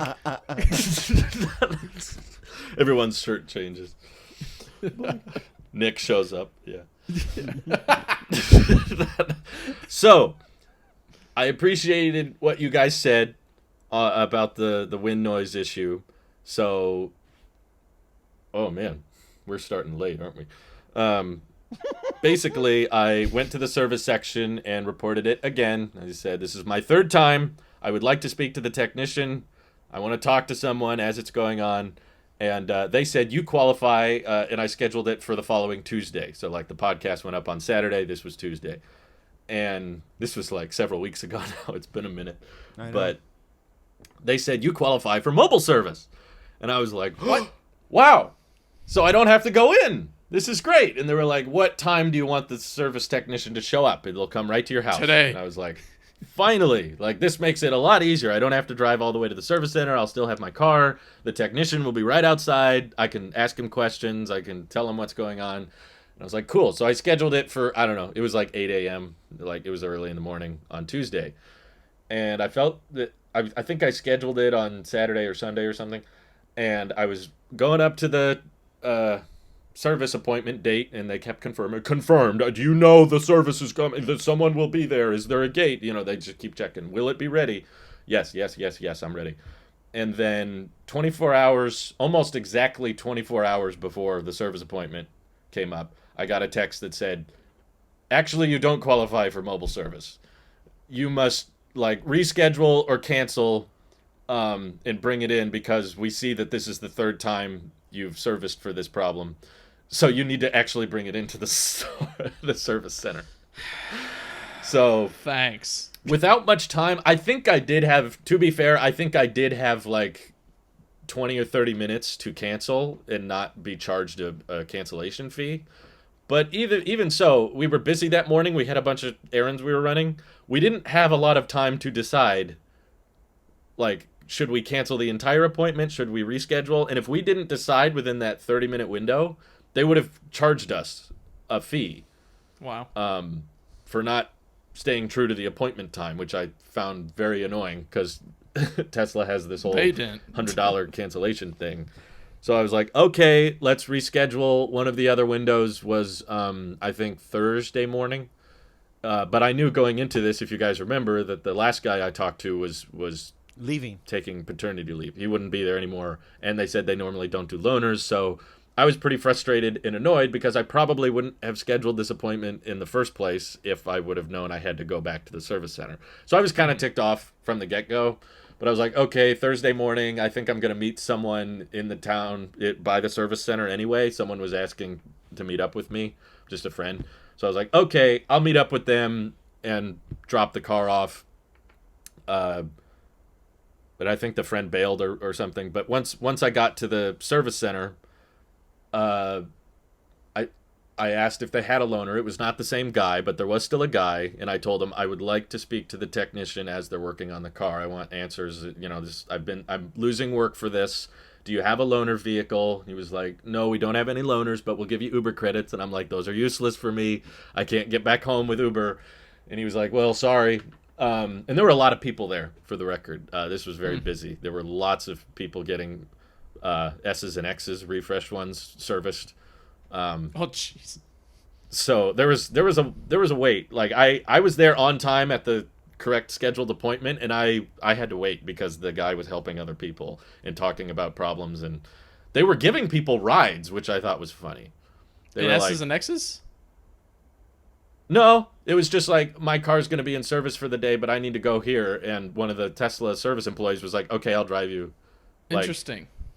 That's what he meant by rides. I assume. Okay. I don't know if the service guys have an S and X. They probably just have a Y, but they were just using their own personal cars to drive customers around, which I don't think they were going as far as I was. So that they didn't even offer me that. I told them hey, I'm missing work. Can I get a loaner? And they're like, sorry, no. You can use Uber, but they never offered to drive me anywhere, which I understand because I don't live close to the service. So they'd be taking. You didn't own an S or X, so they're like, yeah, right. Plebeian I uses didn't pay a Model for 3. Tesla Care Plus, whatever it's called. So I prepared for that because they told me last time that loaners are not a common thing. So I pre-recorded several videos and already had the footage on my laptop, and I brought my laptop, I brought food, I brought water, and I was just planning, I'm going to be here all day because they have a little waiting room. So I just pulled out my laptop, used my new AirPods, test them out for hours at a time because they were playing Nickelback in there, and I didn't want to hear that. So I used the Look at this photograph. And I explained to the guy in the lobby, he was like, let me know when you guys are servicing my car. I would like to be there. I want to talk to the technician as he's working on it. And there was basically no one at the front desk most of the time. He came in a couple times to help people who were checking in. And every time he came in, I would take off my headphones, stop from editing. Hey, did you get to my car yet? And he's like, oh, we're servicing a lot of cars today. We're not at yours yet. But I knew they moved it. It wasn't in the parking space where I parked. Yeah. It's like, have you got to it yet? He's like, oh, no, we're just doing other stuff. Have you finished those errands yet? Hey, did you get that thing I sent you? We're driving all our customers to their destinations because they don't want to pay for Uber. The Uber credit doesn't cover tips, so it's not. Ooh. you either have to take the Uber and not tip them, or you have to pay out of pocket for the tip. So it's not totally free transportation unless Welcome to you're America. just kind of mean. But that's why I figured, okay, I'm gonna stay here all day. And it Anyways. got really frustrating because I got there a little before 9. It was like 8:30 or 8:45, and it was like 10 or 11 o'clock when the stage manager update dropped, and everyone was tagging me and pinging me like, Drew, you gotta talk about this. You gotta make a video. And I'm like, I'm not home right now. I can't. I mean, Why there's does no this keep background, happening to me? but the sound is terrible here. The acoustics are trash. Sure, you gotta do this. Like, I'm picking up my car. I'm dropping off my car. Why does this like keep a servicing my happening? car. So I was getting pretty ticked at that point because I'm like, this is literally costing me money now because I can't make a video on this because I'm in Right. service and I don't really have someone giving me an ETA. They just said estimated completion 5 p.m. Right? Yeah, That's yeah. it. That's I'm all they here all tell you day. pretty much every day. And the guy never came back in and told me we're servicing the car now. I didn't hear from him until he came back in and said, we're done. It's all ready for you. And he handed me the key. And I was like, I've been asking all morning if I could talk to the technician while you're working on it. And he was like, oh, well, they fixed the trim. And, well, the first thing he said when he came in was, because I was asking, how long is this going to take? Because I'm missing work for this. And he said, depending on if it needs a new part or it just needs to be readjusted, if it just needs to be readjusted, we could be done early. But if it needs a new part, then you're going to have to come back in a couple weeks and we'll have to order that part and fix it. So I asked him once he handed me my key back and said, we're all done. I was like, did it need a new part? Like, is it quiet now? Did you fix it? Or did you just need to readjust it? And he said the technician took it on the freeway and he said it doesn't need a new part. They just readjusted it and it's fine now. It's working normally. And I was ticked off because I wanted to get home and start work because of the breaking news. Mm-hmm. And I was like, okay, thanks. Gotta go. So I go out to the car. I got a blast. It's kind of like, thanks for not Neutron doing what I asked. style. But it was like pretty early, which was what surprised me. It was like 11:30 when he Yeah. came out and Wow. said it's all done. And it doesn't need a new part. No further service required. I go out there. It's still in service mode. I recorded a video of it, but it had the red bar around the display. And the app wasn't working. The app said your car is in service. So I can't adjust the charge limit. You know, I can't summon. I can't do any of the normal app stuff that's I'm typically there to unlock or lock or open the trunk. Any of that stuff didn't work from the phone. I had to go on the service screen and find the setting that says Toggle exit that service mode. And I turned off service mode. The app still wasn't working. It still said estimated time of completion 5 p.m. even though I'm in the car. I'm driving it. And I picked up some speed. I got up on the freeway. It's quieter. I think I might be crazy, or maybe I've just become too critical towards the noise, but I could definitely still hear a little bit. My wife has driven it since, and she said she doesn't hear anything. It sounds normal to her. So I guess they fixed it. In the technician notes, it says no abnormal noise detected. Like, everything's fine, working as intended. So maybe the wind noise is just I'm more sensitive to it now, but it didn't feel completely gone to me. But I think it's within spec at this point. So I got home, made the video and everything, but after asking for the technicians and them forget, I didn't get that phone app working again until like 5 o'clock that evening. They would not let the phone app work. And they left the thing in service mode. The first 2 times I went to service, they didn't do that. It was unlocked and everything was working as soon as I picked it up. So I'm convinced that this is staff is either undertrained or there's a lack of staff or they don't really know what they're doing. Because if they're not listening to my requests or they claim that it's fixed and I still feel like it's not and I have to come back after to do these kinds of appointments, or they say, oh, you qualify for mobile service, and then you don't. I'm like, it's not worth it. To me, the whole process of going out there and getting it fixed and coming back, that was more frustrating than the wind noise was ultimately. So I guess I'm glad we got it quieter than it was, but at this point, like, I have very little faith in at least that service center in particular, and I don't like, even if there's little quality control issues that, like, there's little things like the trim has a little crease on the front, um but I just don't care enough anymore. Unrelated, like, this isn't worth my time. unrelated to the service thing. You have now, you have entered into my hell. For all my musicians out there listening, okay, anyone who works on music, especially in the digital in the digital era now, you now have the same bug, the same ear as we do, where there are many songs or things that I work on. It's like I can still hear it and I can't fix it. There's like an audible like pop or something that comes out, and I can hear it, and everything I do to suppress it by EQing it down, finding the frequency and pitching it down, doing everything I can to suppress it. And there are some songs, I don't want to say which ones because it hurts my feelings too much. There are some songs I have professionally released it on streaming, and I listen to it and I can still hear the click or the pop, and I'm like, and other people's like, I don't hear it. I don't know what you're talking about. I don't hear it. And I'm like, it's right there. You did right there. Did you hear it? It's right. It's right there. I'm not crazy. And that's what it's like, essentially. I think Randy's drinking too much tap water. Or not drinking enough tap water. That's what being an audiophile is kind of about, where you start to like, hey, wait a minute. And for you, in your own car, you're like, because you know what to listen for. That is the burden audiophiles carry.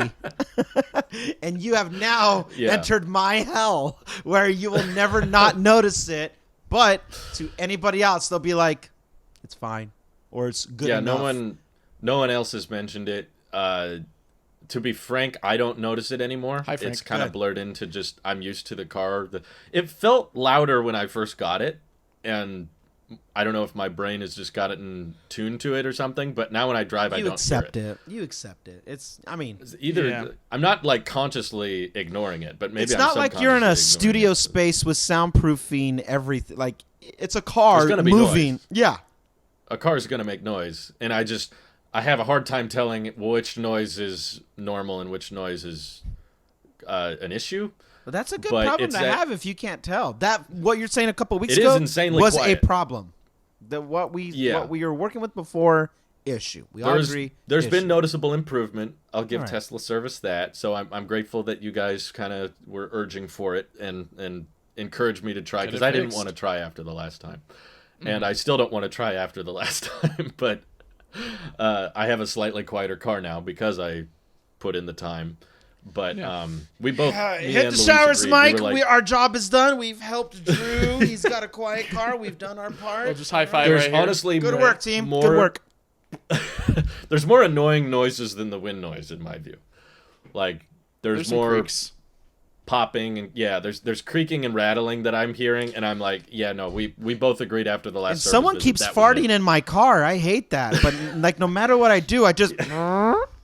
Every time you press the blinker. Yeah. Every time. It's annoying. I think something that we can maybe do, Drew, it's not a direct correlation test that we could do, but maybe we can meet up. We can see whether that noise that you keep on hearing in the 3 that you maybe hear or maybe don't is in the Y, which is kind of tough because it's a whole entire different vehicle built at a whole entire different time. But if you still hear that wind noise, then maybe that's an indication that you're not crazy, or you are crazy in the way that it's just a noise that is associated with Teslas. But we could also compare the creaks and how just the dynamics of the noise is in these cars.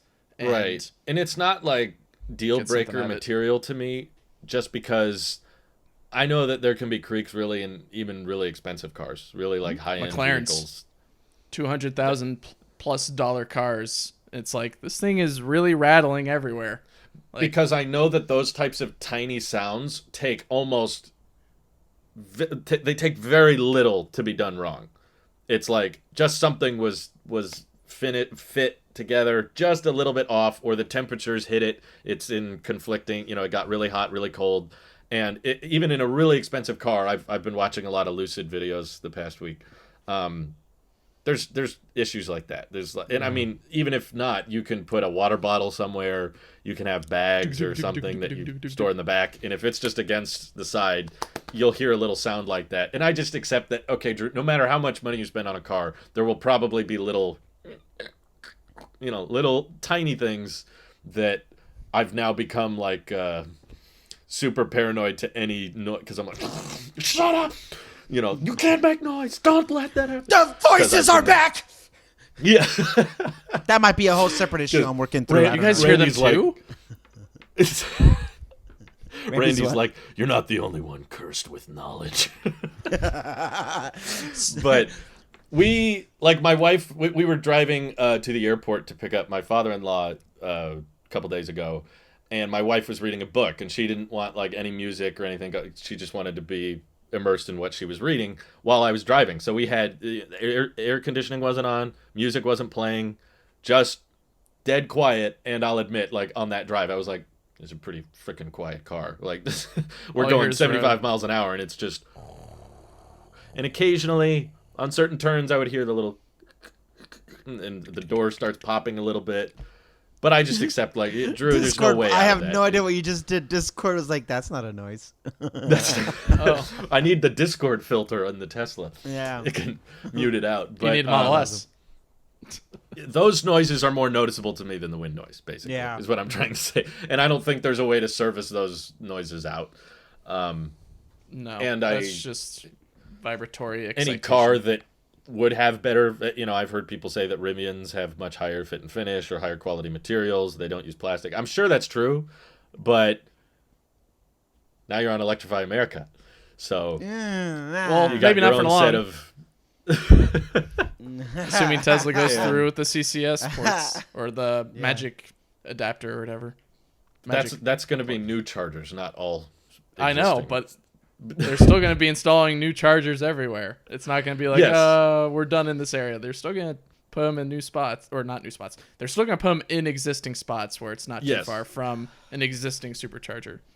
Is what I'm getting I agree. at. It'll be better. It'll be better then. It will probably improve over time. The CCS network will get better, but in the meantime, those people have paid $80,000-$90,000 for those cars, and they're putting up with a very crappy network, and you just have to kind of sit and hope. Well, maybe later that'll get better. But whereas I'm cruising with the superchargers, and I prefer the app. I prefer the interior design. There's so much I love about the car that the little hearing people talk about build quality now, like I'm kind of like, I see what you're saying, but that's why I honestly like, if someone's in the market for an EV, Tesla's not my first recommendation. That's not the first one I bring up. Usually it's the Bolt. Why can't you get by with a Bolt? And if you can't, then maybe an Ioniq or start there EV6 and climb. Yeah, climb up. And I feel like Tesla's for a very specific personality. I agree. I actually agree with that. Yeah. You have to be like a futurist who's comfortable with the beta stuff, and you like, if you're the type of person to put beta software on your phone, you'd probably like a Tesla. If you're that kind of guy. This is brought to you by a beta Mac and a beta phone that's talking. Yep. And a beta male.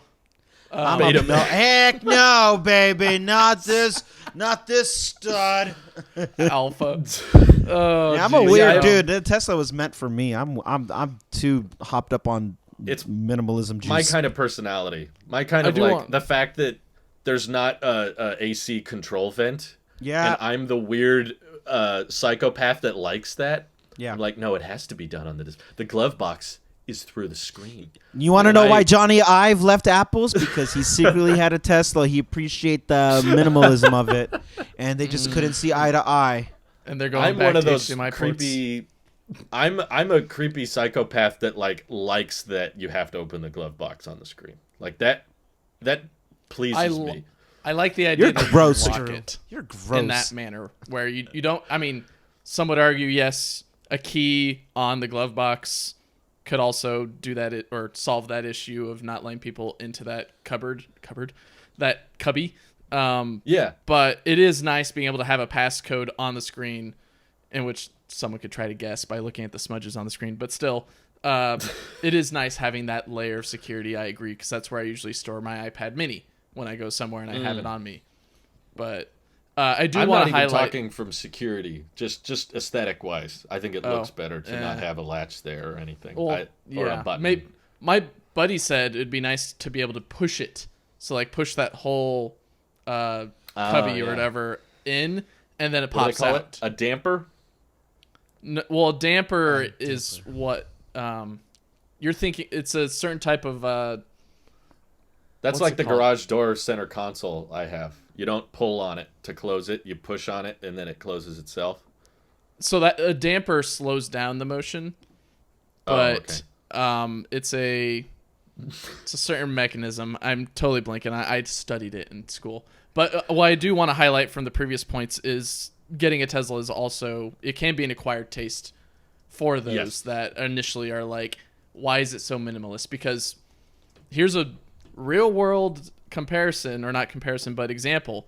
My wife took the Y today to work because I don't go to work. We record this in the mornings, and I don't go to work in the mornings on the days that we record. She took the Y. She could have taken the truck. She decided to take the Y because she preferred its ride, its interior, and probably a lot cheaper too. And it's also a lot cheaper. Yes. So my wife just took my car. Yeah, exactly. Did your wife take your car, Randy? All of our wives. My wife is home today. Oh, okay. She's home today. Your wife is a vehicle. I like looking in the app when the car is in motion. It's so cool. She carries precious cargo. There we go. That's true. Your wife, all the time when now. she swims, she's a submarine. I love that. I love the UI when it's in motion. Yeah, it's so cool. That is cool. The app is seriously that's what surprised me the most. This is why I need to get an iPhone Mini. I can't show you mine because it reaffirms me, like anytime I grab the mobile connector or anytime I use the app, or anytime I'm just looking at the front when I just sit there, I'm like, this car fits my personality so well. There's problems with it. There's quirks and stuff you got to get used to. But while the service sucked, I'm happy with the state the car is currently in. And I partly blame the service on Tesla, but I also just blame it on the fact that there is probably a huge labor shortage in that field. Like the number of people willing to work on vehicles that know what they're doing or are transparent or know how to handle stressful situations. That requires very talented and very, there's just probably not a lot of people going into that field, at least at the rate that we're expanding Tesla ownership base, growing from a few thousand to tens of thousands to hundreds of thousands. That's growing really fast. And there's not an equal number of skilled, reliable service technicians just available, even if you paid them whatever they want. There's just not enough to scale with that. So that's a good point my wife brought up, was just that you can't expect there to be an endless supply of reliable people working in this industry when it's growing so quickly. So that comes with the territory, unfortunately. And I know from experience that Tesla hires unqualified people. I'm not talking about the service center. I'm talking about just even on on the development side of things. People are underqualified, and they'll just take whoever they can because they're just trying to meet the ramp. And that's not ultimately the wrong choice. No. If you need people to work at an assembly plant or a service station, we need people, and you just keep raising the bar and say, no, they all need to know how to do this, and they all need to be good at this, and no one crosses the bar, then you don't have a service center. So it's a good problem to have. Yeah. Well, it's a good problem. I hope goes away. Yeah. Yeah. I mean, it's it's better to be I can't afford you. I can't hire people because we're hurting. It's no, it's not that. It's just we can't keep up. You can't turn around everybody. And if all you're getting is people that aren't super qualified or don't know what they're doing, then you kind of have to make do. And I mean, I got some service. It wasn't great service, but I got something.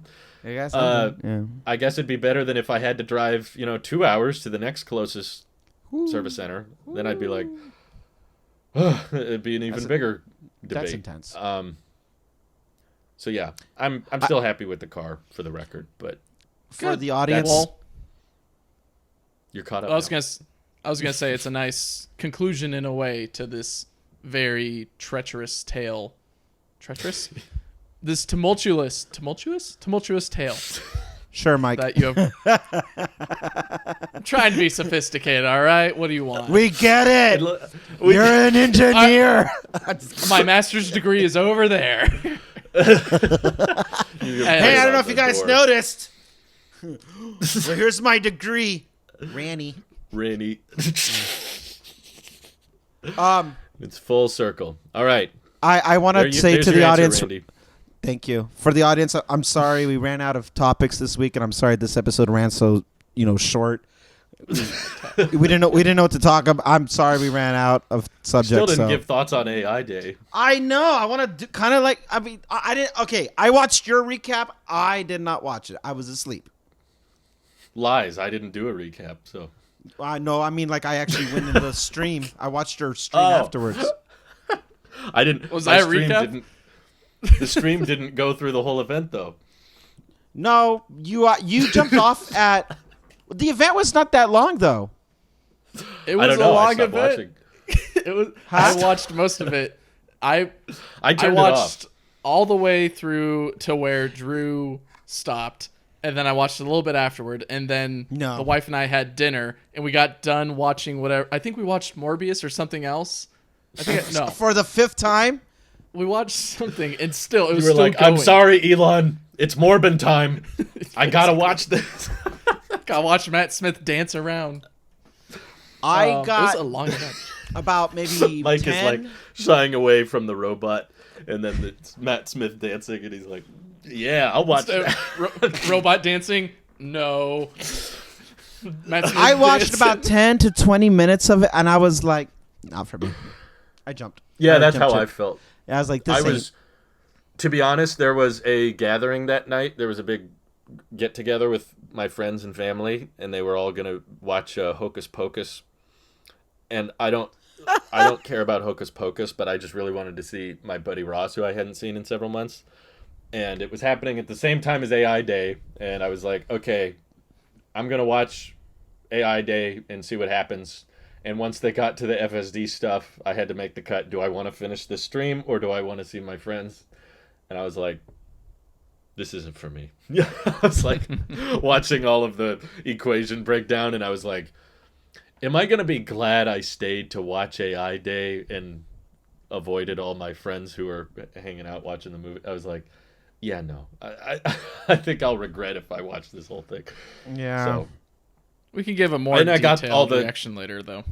the bot stuff, I got to see all that. Yeah, the all of bot the thing was unveils. like, all right, show me the bot. I care about the bot. I'm out.